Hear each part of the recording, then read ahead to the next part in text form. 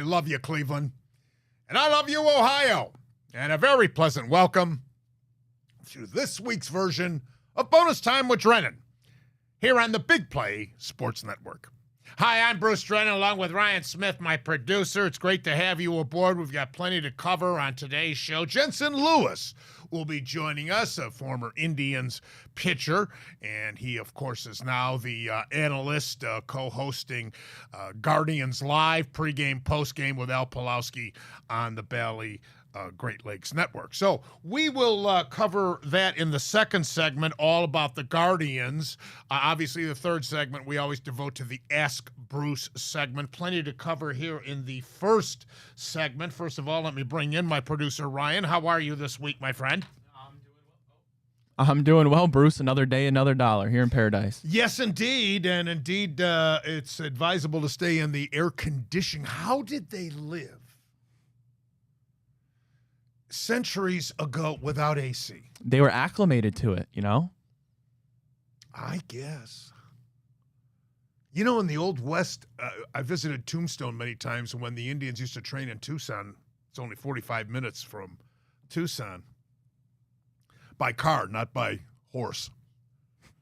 And they said that they wore all, you remember Wyatt Earp and Holiday, they had those long black coats and hats and everything. They said that absorbed, that helped them stay cooler, believe it or not. Now, would you rather live in constant 100-degree temperatures or constant 10-degree temperatures? Well, I think that's a no-brainer. I would say 100. You know, and unless you're living in Siberia or someplace like that and you are, like you say, acclimated to it. But nonetheless, the heat is sweltering. Be careful because I've been playing golf. I probably have consumed more water the last couple of days playing golf and than I can't even remember. But let me begin with the conclusion of the NBA season as Boston has now completed their victory against Dallas after a commanding 3-zip lead. Dallas saved some face by winning a game, and then Boston clinched at home, which I guess is kind of apropos. Is this the beginning of the next dynasty in the NBA, in your opinion, Ryan?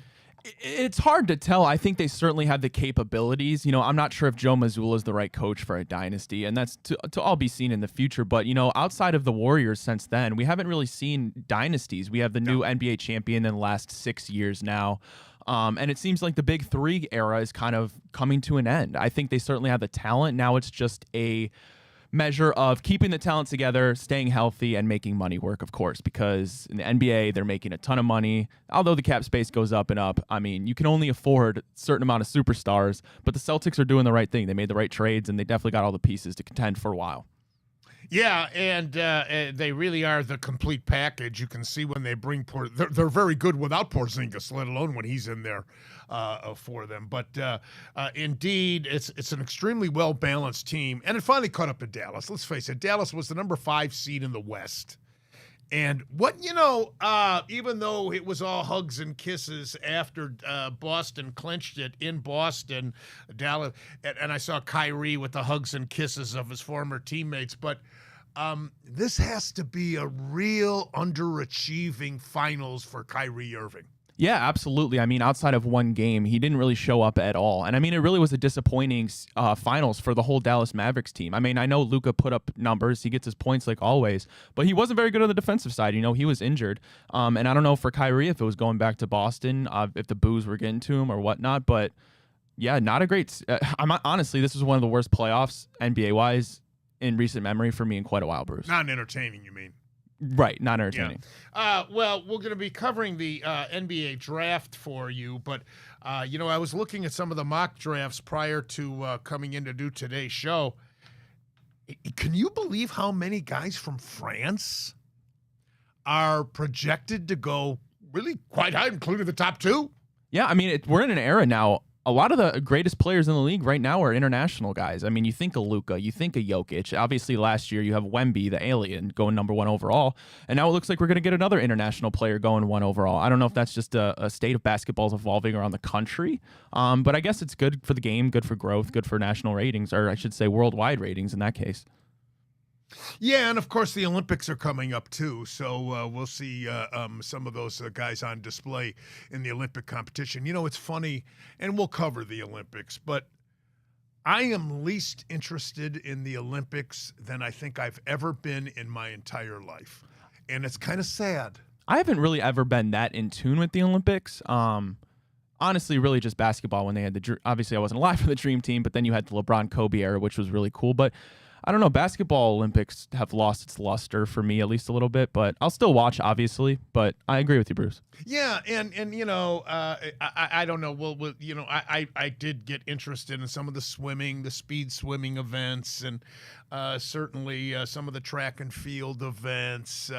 But the women's basketball, I'm cheering against them. I hate to say it, but I am. I mean, what they're doing to Caitlin Clark is tragic and really sinful, in my opinion.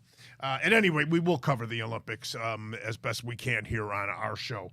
Nothing new with the Cavs coach. No, I got a feeling it's coming to an end here, the search shortly. It seems as though James Borrego is really the front runner. He's the lead guy there. The second was Kenny Atkinson, but I believe by the end of the weekend we're going to get confirmation that J.J. Redick is going to be the Lakers head coach, and maybe that was the only thing stopping James Borrego from committing to the Cavs right now. So I expect by the end of the weekend, and especially, Bruce, next week on our show, we'll have a new head coach for the Cleveland Cavaliers. Well, yeah, and Ryan, again, to reiterate what I've been saying here on our program, how much difference is that going to make? I wish I could sit here and put the stamp that, you know, it was all in JB, but there was clear evidence that it wasn't. Sure, JB could have run different sets, different rotations, as every coach could, but there's really no arguing that his players didn't show up when we needed them the most. And unfortunately, we know how that goes in the NBA. The coaches get canned before anybody else. And now we just hope that if it is indeed James Borrego, he's going to bring something to the table that JB didn't, but I'm not sure what that is exactly. Well, you're talking about motivation of these players. Okay. How much does that mean? Again, unless you drastically change this roster, do you think, my question to you, the fans, do you think this roster is good enough to win the Eastern Conference, let alone the NBA championship? Right now, Bruce? No, absolutely not. No, there's no way. No way. And if you are to trade an Allen or you trade a Garland, you're robbing Peter to pay Paul. How much more improved can the roster be if they do that, even if the chemistry's better? And then where's the guarantee that Mitchell's going to stay? A lot of people still believe that Mitchell was the influential factor in why JB was canned, but we shall see. I don't see much changing myself unless they can somehow miraculously. Because what do we got, the 20th pick in the draft? That's right, 20th. I mean, you know, what are you going to get there? I know they're looking at a big 6'11" center. It's been projected, but he's only 220 pounds. You're 6'11", you're only 220. You're not exactly bulky. No, not at all. So, all right. Last week, it broke during our taping of the show that Jerry West passed away at the age of 86 years old. He was known as Mr. Clutch. He was a West Virginia Mountaineer. He's from the state of West Virginia. He actually led the Mountaineers to the 1959 NCAA championship. They lost that year to California. He had a 14-year NBA playing career with the LA Lakers. He also was a gold medalist with the 1960 Olympic team. He was a 12-time All-Star, and he was known as a great shooter, but a lot of people don't recall about West. He was one of the best defensive players in the NBA. He made the all-defensive team in the NBA practically every year once they started that award. West played in 9 NBA finals, yet he only won 1. And I'll get to that in a minute. He was he played in 9 NBA finals and is the only player in NBA history to win the Finals MVP award on a losing team. He did that in 1969. Think about that. I think that's only been done once in the NFL, too, in the Super Bowl. But he was drafted by the Minneapolis Lakers in 1960. and he was the number 2 pick in that draft. Do you know who the number 1 was, Ryan? I'm testing. You're young, and but any guesses? This was, say the year again? 1960. 1960. Oh, gosh, Bruce, no. One of the greatest of all time, Oscar Robertson. Yeah. That's my Bearcat, Bruce. Yeah, you should know. You went to the University of Cincinnati. I'll give myself a little slap on the neck for that. Oscar Robertson went number 1 that year, and number 2 was Jerry West. Of course, Oscar Robertson played for the Cincinnati Royals for many years, a franchise that was in existence way back when. And then he eventually ended his career with the Milwaukee Bucks with Kareem Abdul-Jabbar. And they won the NBA championship before Jabbar was traded by Wayne Embry, incidentally, former Cavs GM, after that, to the L.A. Lakers, where Jabbar, under Jerry West's executive portion of his career, won championships. But of all those NBA final appearances, West and the Lakers only won 1 title. It was in 1972, and they had previously made a trade with Philadelphia to acquire the great Wilt Chamberlain, teaming up with West and Gail Goodrich, the former UCLA great, who had a great career in the NBA too. And they defeated the New York Knicks in 5 games to win their only crown while West was there. That season, the Lakers won a then record 69 games and put together an incredible, unprecedented 33-game winning streak. In West's playing career, he averaged 27 points per game, 5.8 rebounds per game, and 6.7 assists per game. West went on to coaching the Lakers for 3 years and set up crowns that they won 1980, 82, 85, 87, 88. He was he won again in 2000 when he had brought in Shaquille O'Neal and Kobe Bryant. He made a trade to get the draft rights to Kobe Bryant, made a trade to get Shaquille O'Neal or signed him as a free agent. I beg your pardon. Signed him as a free agent, and indeed was extremely successful as an executive in the NBA, as well as a player and a coach. Jerry West, 86 years old, one of the greatest. We also lost another great, and this story just broke. The Say Hey Kid, Willie Mays, died at the age of 93. He's best known, I guess, in Cleveland for the 1954 World Series when Vic Wirtz hit a ball that in Game 1 would have put the Indians up on the New York Giants. Late in the game, it was the 8th inning. He hit a bomb to direct center field. That was in the Polo Grounds. The Polo Grounds dimensions were just ungodly large. And Mays turned his back to the infield and just took off with that tremendous speed of his, and ball's coming this way, and he looks over and makes a fantastic catch.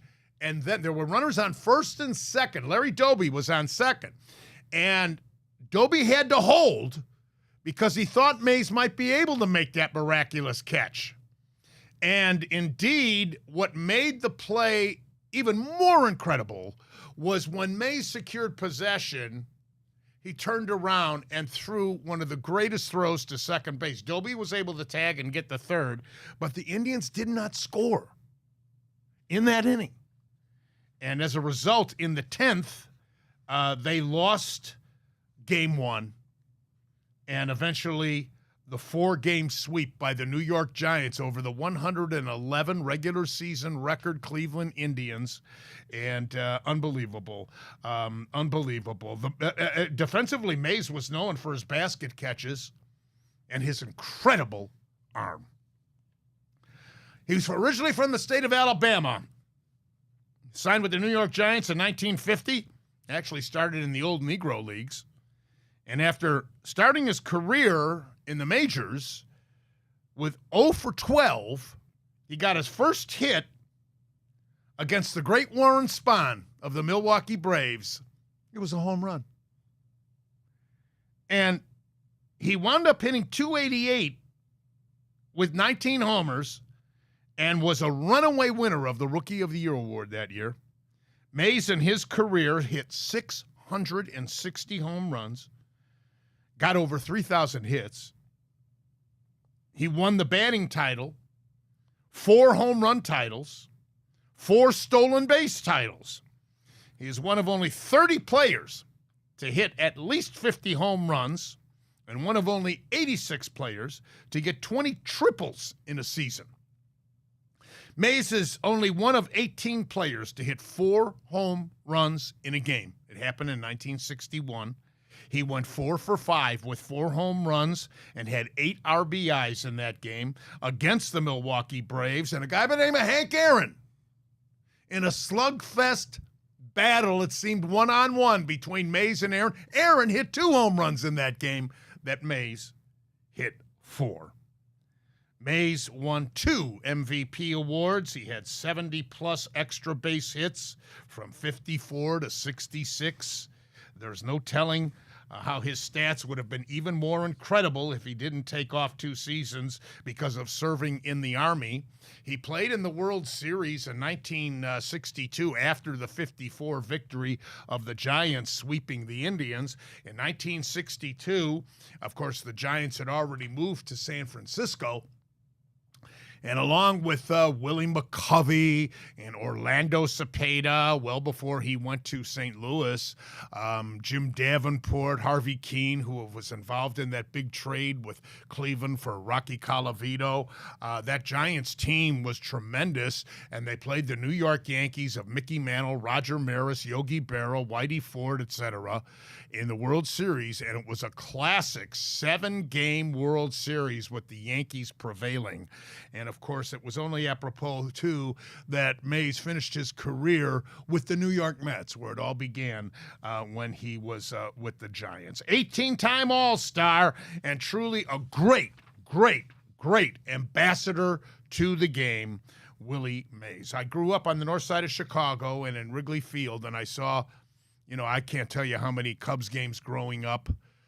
Day ball, so in the summertime when we were out of school, I lived on the northwest side of Chicago till I was done with 6th grade, and then we moved to the suburbs. But we used to hop the Addison Street bus. I was only a couple blocks away from Addison. We'd go to Wrigley Field, watch the day games, So I saw all those guys, Willie Mays, Roberto Clemente with Pittsburgh, Hank Aaron with the old Milwaukee Braves at that time, and Stan Musial was still playing with the St. Louis Cardinals. It was a tremendous era of baseball, and Mays truly, truly one of the greatest of all time. He also all those All-Star games that he has some of the best statistics in the All-Star games of any player that's ever played. Willie Mays, dead at the age of 93. Well, my man DeChambeau, he did it. After the way that PGA concluded, I said, look out for DeChambeau in the U.S. Open. He placed tough courses very well. He already won a U.S. Open. That was in the COVID year, though, when there were no fans. But how about his performance over the weekend at Pinehurst #2, holding off Rory McIlroy and winning the U.S. Open?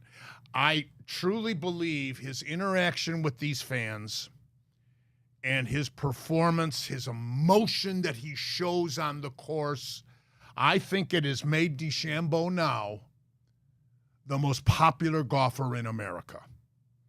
I don't think there's any question about it. He's over. Scheffler doesn't have the personality. Scheffler was, and by the way, extremely disappointing U.S. Open for Scottie Scheffler. Extremely disappointing.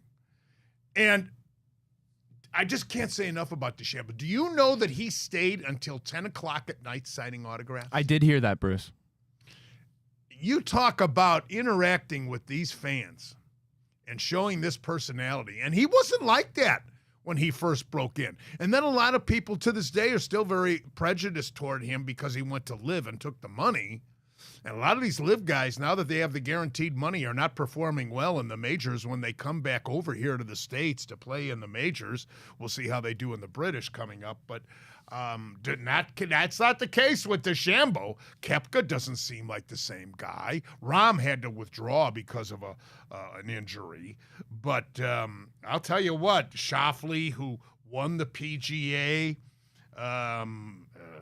I mentioned Scheffler, Koepka, Victor Hovland didn't even make the cut. Oberg was there, and I think he's going to be a great player in the future. I truly do. Morikawa was up and down throughout. Matsuyama had a good U.S. Open. I thought Tony Finau really showed me something. He was in the hunt seriously on Saturday and suffered a triple bogey, which could have been devastating. He regrouped overnight, came back, was actually one over par at one point on Sunday's fourth round, and he came back and finished 4 under and was third place. A tremendous U.S. Open for Finau. As I thought Russell Henley had a good U.S. Open. Getting back to that live thing, what motivation does Dustin Johnson have? I mean, he's just going through the motions. He's got his money. He's just going through the motions. So, indeed, a very entertaining U.S. Open. Tiger, of course, looks worn. I don't know if he should continue. You know, he's always said if he didn't think he could win, he's not going to play. He's not going to enter a tournament. Well, is it getting to that point, Ryan, where maybe he should face reality that he's not going to win a major? I want to see him, maybe not another major. I want to see him get to 83 career wins on the PGA Tour. But yeah, I mean, if he does win a major, and I don't think he will, I imagine it's got to be at Augusta, as he knows that course like the backhand. But that is a lot of walking, and Tiger, unfortunately, is more so on the twilight of his career. I think he's got a chance. I'm curious to see how he plays in the British. I think it's at Royal Troon. I'll have to check that. Because those Scottish courses, you get so much bounce and roll. So the length won't be as large a factor as it was here. And how about Pinehurst number 2? Boy, we had Mike Yeager, the head pro at Columbia Hills, where I belong, on the show last week to preview, and he had played Pinehurst number 2. And he described it as like take a bowl and turn it upside down. And it's like that. Yeah. Unless you hit perfectly in the center of it, it falls off. Let alone, what do they call that? The wire rough or whatever, the wire grass, or I forget the term. But and how about this with DeChambeau? He only hit 5 fairways on Sunday. He was in that wiry stuff all day long. His stance was affected. The ball was embedded. It was blocked by that stuff. And he just powered his way through it. His putting was absolutely off the charts magnificent all week long, and particularly when it counted the most. And the last thing is, so congratulations to DeChambeau. And at the British, he'll probably be driving some of those greens. And he says, I don't care. I just want to bomb it and improvise from there. But I got to tell you, I think Rory McIlroy was classless. If you watch the coverage on NBC, when Rory had completed his round, and by the way, he only had himself to blame for missing those 2 short putts. But when he completed his round, he was in a room with his caddy, and they had a camera on him, and he was watching the conclusion with DeChambeau. And when DeChambeau won it, when he made that putt and celebrated with the fans, the expression on McIlroy's face is like he just lost a very close loved one. And what did he do? He just got up, left with his caddy. And there was a little uncertainty, and now we know for sure. He never congratulated DeChambeau. Didn't hang around. Just got in his limo, went to the airport, got in his private jet, and off he went without any congratulations to DeChambeau. That's classless and petty. And I think he lost a lot of fans with that conduct following DeChambeau's thrilling, emotional victory. Ryan? Yeah, I agree with the Rory take. You know, I understand that is such an emotional state to be in. Not only do you lose, but you lose in the fact that you just completely blew it away. And you got to face the music regardless of the situation. Congratulate Bryson DeChambeau. And even if at that point you don't talk to the media, just say something, anything, and then you can leave. Yeah, he totally ignored, didn't do a press conference, just totally blew that off. Then you can leave and sulk. But I agree. You're a professional. You've been doing this for how many years? If you're Rory McIlroy at this point, I agree with you, Bruce. You got to face the music. And why, I hadn't heard that there was any bad blood between him and DeChambeau. So even more the reason to say he was classless, to justify using the word classless. And let's face it, he only has himself to blame. He missed 2 putts. One of them was only 2.5 feet. Give me a break. DeChambeau, our U.S. Open champion. The last of the 4 majors coming up, the British Open in July. All right, when we come back, we'll shift gears and talk baseball about our Guardians, and who better to do that with but Jensen Lewis. That's next on Bonus Time with Drennan here on the Big Play Sports Network. Great to have you back with us here on Bonus Time with Drennan on the Big Play Sports Network. And I want to welcome Jensen Lewis to our show. Of course, Jensen, along with Al Pulowski, co-hosts the Guardians Live pregame, postgame, former Major League pitcher, mostly with the Cleveland organization. Jensen and I go way back to his minor league career when we first met. And we really hit it off all the years that Jensen filled a dual role, which is very unique. Very few pitchers have done that successfully. John Schmaltz, I think, is the best at it. Eckersley, you could say, too. But Jensen both closed and started in his career, and, of course, has become a great analyst of Major League Baseball, and specifically our Cleveland organization, as I say, as the co-host with Al on Guardians Live. And ended his career, I remember I saw you were with Arizona, the Diamondbacks. It was spring training, and I was bopping around with a cameraman and a crew. Gino was with me, and saw you in the bullpen, and we're rapping there. But Jensen, how you doing, old friend? Always good to be with you, Bruce. And yeah, it feels like eons ago that I gave up the homer to Jerry Sands in ice cold Des Moines, Iowa in 2013 for our home opener. And little did I know that that was going to be my final professional outing. But as they say, a lot has happened since then. Always great to be with you. And here now, the Big Play Network, my man. It is always good to talk some ball. Who would have thought? Not necessarily, because I'm not shocked that the Guardians are doing what they're doing, but I am pleasantly surprised that we're displaying more power than anybody thought we would. Yeah, that is definitely one of the headlines of this season. And, we heard Chris Valaika and really this coaching staff overall talk about a change in mentality, the whole impact first instead of just being able to put balls in play. And it's hard to win in October when you're station to station and you're not hitting the ball out of the ballpark or at least slugging gap to gap. And you go back and look at the last 5 to 6 years in both championship series, you look at the final 4 teams that end up there every season, or at least the last half decade, they can do that. They can drive the ball with authority. So change of mentality. And then also, some younger guys taking the next step. I'm not sure we could have expected David Fry to do what he's done in the first couple months of the season. I know he's fallen on some tough times here the last week or two, but that's to be expected with the league adjusting to him. I think the contributions from Tyler Freeman and Will Brennan are major boosts in the arm for this offense. Stephen Kwan is looking like Tony Gwynn reincarnated right now with what he's done.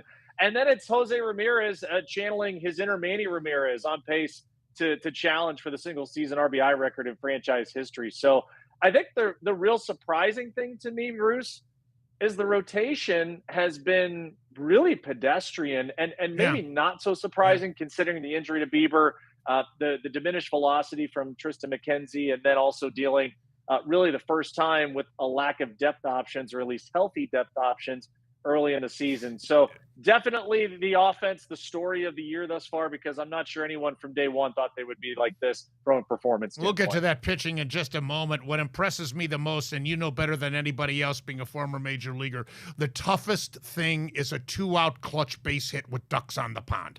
And they're doing that this year. They've done that in years they've made the playoffs. Jimenez is tremendous at it. He got into a lull last year with it, but the year before, you remember how he was. And that is such a big key element in the success of a ball club. Yeah, and you go back to Stephen Kwan, too. I think he's hitting over 350. Same with Jose with runners in scoring position. We know Josh Naylor from the seventh inning and on in his Guardians tenure has just been ridiculously clutch. And then I also think the bottom of the lineup, and it's probably something, honestly, Bruce, that'll get addressed at the trade deadline if things continue this way. Because if you're going to stack up with a New York Yankees team, a Baltimore Oriole team, heck, Seattle right now, the way that they're playing, and I still believe we at least hear from Texas and Houston before this is all said and done. And then finally, Minnesota and Kansas City in our own division. I'm not sure Kansas City has the staying power. They may go for it, though, considering the start that they've had. But Minnesota, too good, too deep, I think, on both sides of the ball. They've just needed to get healthy to be the team that I think they expected to be. First time in a long time, Bruce, you and I can say objectively, the American League has got a lot of parity. I know a lot of people look at the Yankees and the Orioles as the two best teams and maybe the two deepest teams, but this tournament could be wide open on the American League side of the bracket. Yeah, I want to get to the other divisions and the competition for the postseason in a minute, too, and break it down. I've speculated because of this unforeseen success with power and the clutch hitting that maybe they won't make a move for a bat. What's your opinion on that before the deadline? I still think they do make a move for a bat, and I think it's really predicated on, what happens in the next couple of weeks, both in the outfield and in the infield. I know we can circle the shortstop position, maybe wanting a bit more offense there. I hear the rumors about Bo Bichette.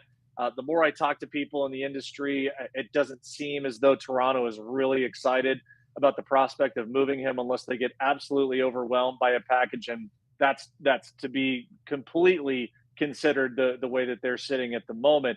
I think a guy like Taylor Ward from the LA Angels is someone, I know Jim Bowden has talked about him in The Athletic and really circled that name as someone that won't cost a ton, but certainly has that kind of power that can help lengthen a lineup. I don't see them going after a Luis Robert Jr. with the injury history and also being in the division. Right. The package that it would require to bring him back, knowing you'd face those guys for the next 3 to 4 years in the foreseeable future, just doesn't seem viable. So I think they do look for a bat. I don't think it's one of those Pete Alonso types, one that's just going to be a blockbuster.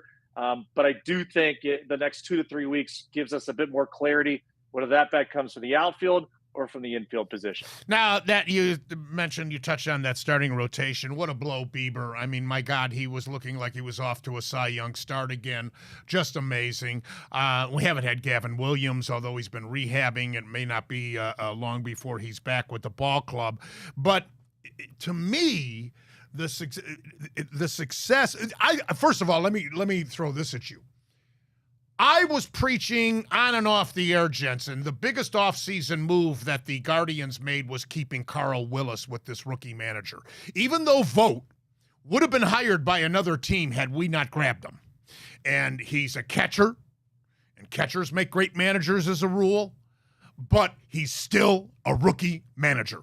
And it just cannot go underrated how important that wise old veteran pitching coach come 5th, 6th, 7th, 8th, 9th inning is, standing alongside that rookie manager and manipulating the modern era of bullpens today in the majors. Well, I mean, you just looked at his pedigree, and I've been teammates with a couple of the Cy Young winners he had in here in Cleveland, as you well know, CC Sabathia and Cliff Lee. What he did with Rick Porcello in Boston to get him to a Cy Young victory, of course, King Felix in Seattle, and now with Corey Kluber and obviously Shane Bieber being the latest Cleveland winners. I think for him, he's probably done his best pitching coaching job considering what he's had to work with, not only from the injury standpoint, but also walking that tightrope of having the uncertainty of Bieber and McKenzie coming into this year from the injuries last year. The 3 youngsters in Logan Allen and Gavin Williams and Tanner Bybee going over their professional inning thresholds last year by a wide margin. And now we'll find out how he and Stephen Vogt really put their heads together on managing the bullpen innings moving forward. I think there was a predetermined idea that those bullpen arms needed to be ready for a heavier than expected workload to begin a season because of that starting rotation worry. And you wonder how that works out now as we move into the hotter months of the year. And of course, we hope pennant chase months in August and September. So we talk offense at the trade deadline. I think that's going to be addressed. And it wouldn't shock me if it's at least one, if not two starters that they have to bring in, knowing that it's an eye on the future. You want to get through the finish line of a regular season and try and get one of those top two spots to get the first round bye. But as I said, you go back to the lineups you could potentially face in a division series, in a hopefully a league championship series, an eventual World Series matchup. You're going to need depth in the rotation just because of how pitching staffs are managed. Yes. In the regular season versus October. Yes, Francona, a pioneer with that. This bullpen, you could argue is the best in the major leagues, and without Karinchak. And they've had some injuries too. But I absolutely love the way they feed off one another. And again, having Willis alongside Vogt come 5th, 6th inning. And that's all these starters seem to do. I remember the Big Red Machine when Sparky Anderson had Clay Carroll, Bourbon, McEnany, and Eastwick. All he needed Billingham and Gullett and those guys to do was give him 5 innings. He'd turn it over to those characters, and they would bring it home. But I do believe that the starting rotation, as you so eloquently said, has got to be bolstered a little bit because this bullpen's getting a lot of work, Jensen, and you don't want to wear them down come playoff time. It has been a unique tightrope, Bruce, that Stephen Vogt has been able to walk here in the first couple of months. And also shout out Brad Goldberg in his first season as a bullpen coach, rising from Double-A Akron as the pitching coach there. Of course, hometown kid, and being able to do just a masterful job helping those guys get ready to come into games. As you well know, the great bullpens are built from the back to the front. We have the best closer in the game this year in Emmanuel Clase, a career year for him right now. And then also knowing you were not going to have Trevor Stephan for the entirety of 2024 with the amount of leverage innings he's thrown the last year or two. Sam Hench is starting the year on the IL, a big-time lefty for us in big situations. To see Hunter Gaddis make the transition, I can tell you from experience, going from a starter to a reliever, it takes time, Bruce, just from the day-to-day routine to be able to understand how your arm works, how your body recovers, the necessary warm-ups and what you need to get ready to go in and be ready to go. My hat's off to him for such a seamless transition. At least he's made it look that way, and the results have stood up with that. Cade Smith is a young fireballer, I think is going to be in those set of positions, if not the closer in waiting for years to come. You think about what Tim Herron has done. He's flown way under the radar, Bruce, has had a masterful season in lieu of Sam Hench in the early weeks of this campaign. Nick Salen has been good. Scott Barlow, the veteran presence. I think the headline for me is that Stephen Vogt, in comparison to maybe some old school managers who just went with their trusted 3, maybe 4 guys every time the game is close, he has made a concerted effort to put as many different guys into those close situations early and often. I can't tell you how many times there were guys in a bullpen I was in that would give meal money, for God's sake, on a road trip to try and get in a game where it really would mean something to our manager and to show, hey, I can do it too. It makes every reliever feel like they're a piece of the puzzle. And that is such a strength for a club in any facet of Major League Baseball, because that is a difference maker when you get to the postseason. If you got a starter that can only go 2 times around the order, you've got to know if it's a close game, you can hand it off to your 6th or 7th guy, and they can get you an inning or 2 to bridge it to your big 3 or 4 in the back. So I give Stephen Vogt, Carl Willis, Brad Goldberg, this entire staff, a lot of credit for their utilization early and a clear message to everyone in this bullpen. You all matter, every one of you. And that is a credit from them for day one. I think we are in agreement that this team is not going to fold. You never know, but I don't see it. With that being said, Minnesota has made quite a move here lately. Although Pablo Lopez, their so-called ace, struggled to get his ERA is well over 5. They lost Sonny Gray. They don't have Maheda any longer. Buxton is Buxton. He keeps getting hurt. I don't know about Minnesota, but they have drawn within 4.5 games, gents. Yeah, and I think the best is yet to come here for Pablo Lopez. He's got too good of a track record the last couple of seasons to have this stay this way, albeit As long as he's this way against us, that's fine. No problem. Joe Ryan has been really consistent. Bailey Right. Over has taken a massive step forward. I think their biggest surprise, and maybe it's externally, is Chris Paddock and the dominance that he's had here in the last couple of weeks. Back into this bullpen, if you remember, Bruce, beginning of the season without John Duran for the majority of it because of the oblique injury. He's now returned. Griffin Jacks, one of the best setup men in all of baseball. I would expect Derek Falvey and that front office to definitely be aggressive on multiple fronts, because I think they see the American League the same way that Chris Antonetti and Mike Chernoff do, is that it's not just about getting in the tournament. It's about getting past the eventual lineups you're going to have to face in a 5-game and a 7-game series. And knowing where you are from a swing and miss standpoint, Minnesota has got probably as much, but maybe not more right now than when Cleveland does in the back of their bullpen. But I do believe that Minnesota's rotation far deeper at this moment than what the Guardians can put out there. So that's why I think there'll be an urgency from our front office to say it may not just be one starter, it may be two. And I'm keeping my fingers crossed that Detroit continues to fall back, because if Jack Flaherty keeps pitching the way that he does, I think his skill set and his arsenal matches up quite well against some of the potential October lineups. I would throw Luis Severino in there, albeit now that Grimace has come around, the Mets can't lose. So he would have been a candidate to look at, a guy that's pitching the postseason. He's got the high 90s fastball and the big breaking ball. So I think they'll be creative. I think Eric Fetty is a guy to look at, too, at this trade deadline. Interesting. Not going to cost you a lot. And I think those are starters that, again, it's all predicated on as much swing and miss as you can get. You don't necessarily have to go 6-7 innings, but if you can give me 5, you can pile up 7-8 punch outs and give your offense a chance. I think that's what you're going to see at this trade deadline. I agree with you on Kansas City too. I mean, outside of Lugo and that starting rotation, and Witt, of course, I think they may be a year away, maybe 2.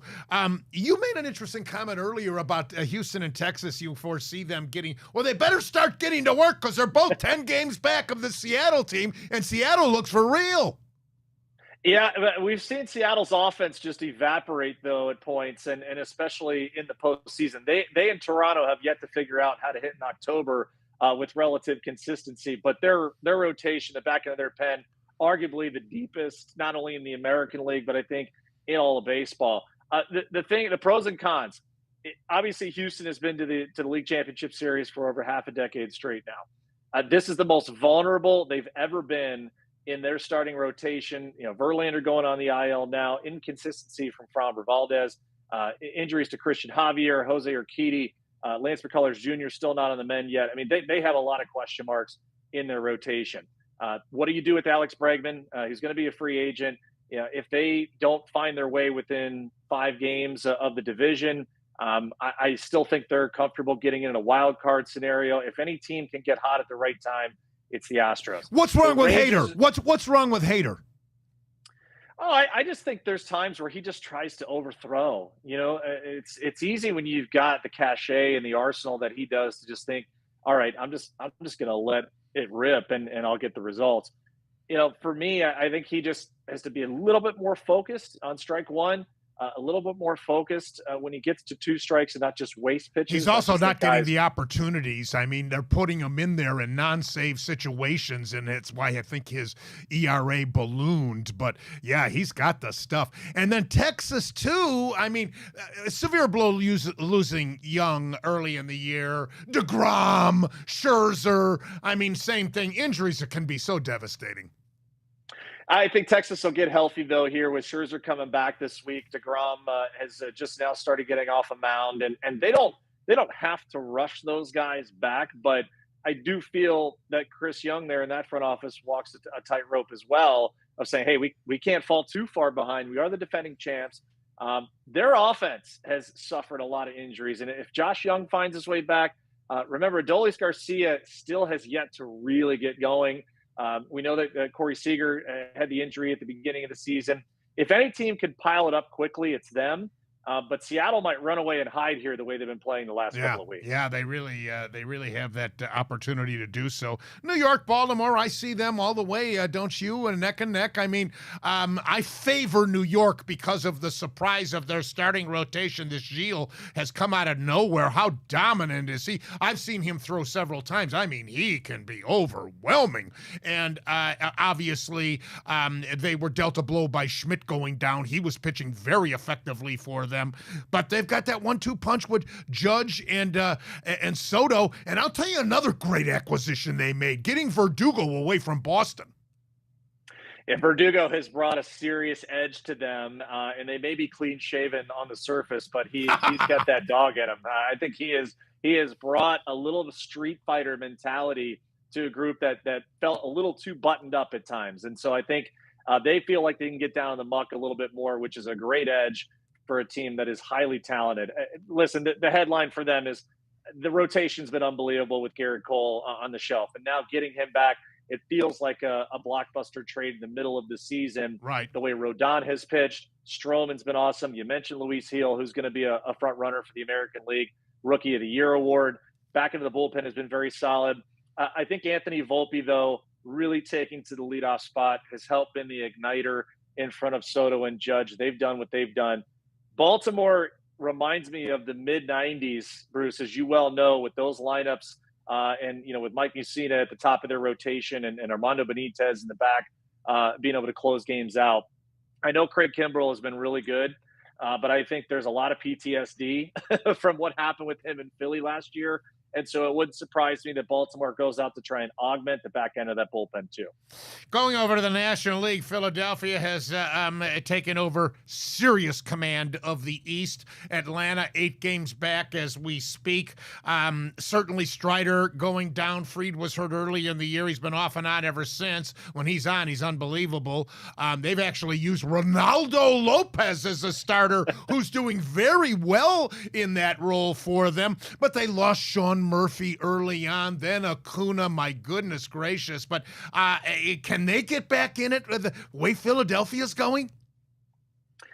Yeah, Arizona last year, I think, is that prime example, Bruce, of a team that you feel is down and out, and then all of a sudden they put it together in the last month and a half and really get hot with their frontline starters. And that, to me, if there's a team that's going to do it, it's Atlanta. And perhaps going through the wild card round might be beneficial this time around because, as we know, Philly has bounced them the last couple of seasons and really convincing fashion too. Philly still has questions to answer in parts of their lineup with the injury to Real Muto. Let's see kind of how that changes their dynamic a little bit. But they're a pretty complete team right now, and they're going to be pretty scary. I think Atlanta, and if any GM can go out and rebuild something of their own club and get them to a World Series. Remember, it was only a couple years ago that Alex Anthopoulos literally rebuilt the outfield at the trade deadline when Ronald Acuna Jr. was lost for the year and brought in Jack Peterson and Eddie Rosario, and they went on to win the World Series. So if the 2024 version of what the Diamondbacks were last year could be the Atlanta Braves if they get hot at the right time. What an interesting story with Milwaukee losing counsel to the Cubs, and here they are still in first place and with a comfortable 6.5 game lead. St. Louis, Cincinnati, Pittsburgh, the Cubs all buckled. They're all bunched together. Can any of them catch this Brewers team that seems to be inspired they can to prove they can win without counsel? I picked Milwaukee to win the Central. I think they really played with a chip on their shoulder, knowing once you lost counsel and Corbin Burns, pretty much everyone wrote them off. I know the Cubs were a pretty sexy pick to win that division. I know a lot of people are high on the Reds. The scariest team in that division to me, Bruce, is the Pittsburgh Pirates. If they go out and they get a couple of bats at the deadline, I would love for them to not pull in the Washington Nationals of 2010 and shut down Steven Strasburg. I hope they don't shut down Paul Skeens, Jared Jones. They are as scary a team, Bruce. If you get into a wild card series, to know you'll have to face Skeens, Jones, and maybe Mitch Keller in a 3-game wild card series. Holy crap, am I sweating bullets? Because that is the ideal scenario to overwhelm a pretty good offense, whoever they would face, Yeah. and be able to strike fear into a lot of teams, knowing you could run that kind of echelon of starting pitching out in those successive rounds. And finally, the Dodgers are built for October. They've kind of underachieved of late, considering the roster, the payroll, and all that. Now getting Ohtani to team up with Freeman and Betts and all. Kershaw is supposed to be coming back. But if Arizona doesn't mount a comeback and put some pressure on them, might they be stale for the postseason?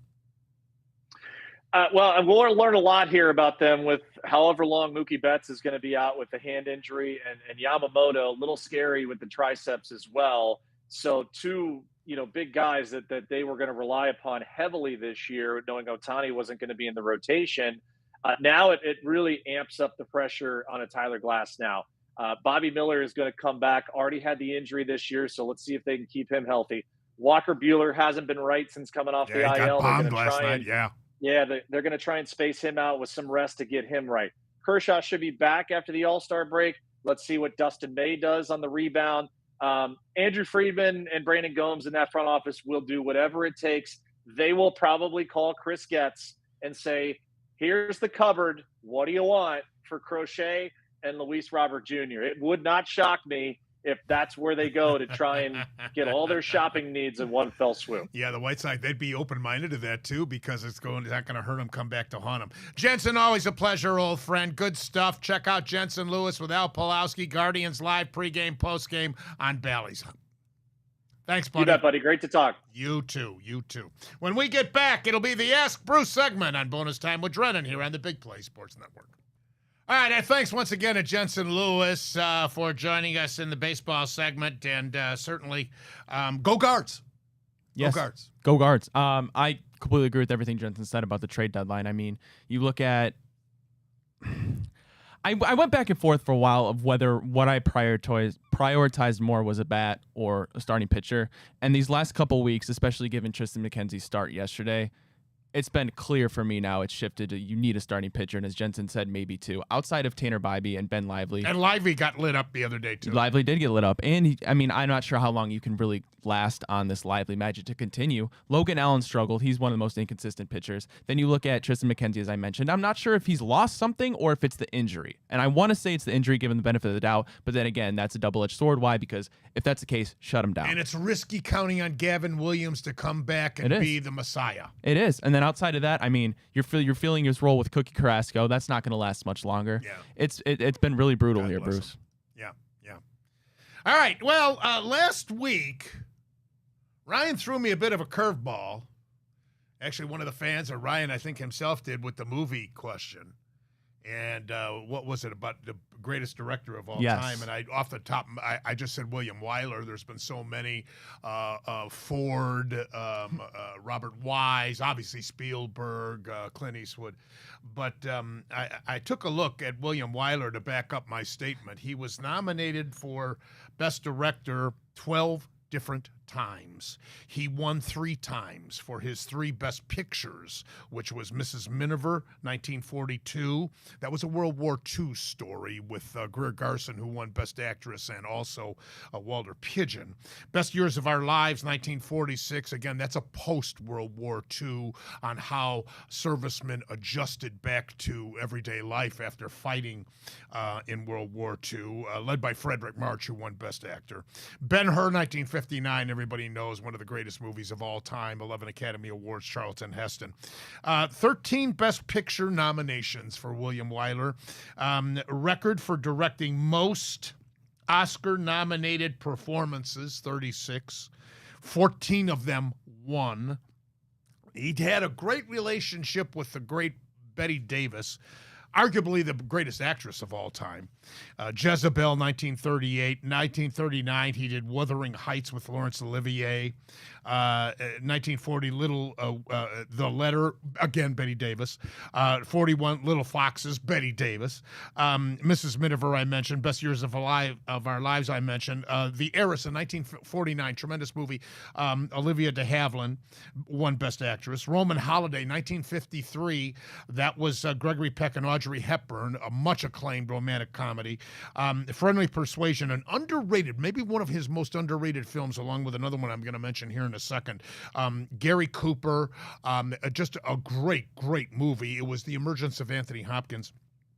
And in 1958, he did a Western called The Big Country, which was absolutely fantastic.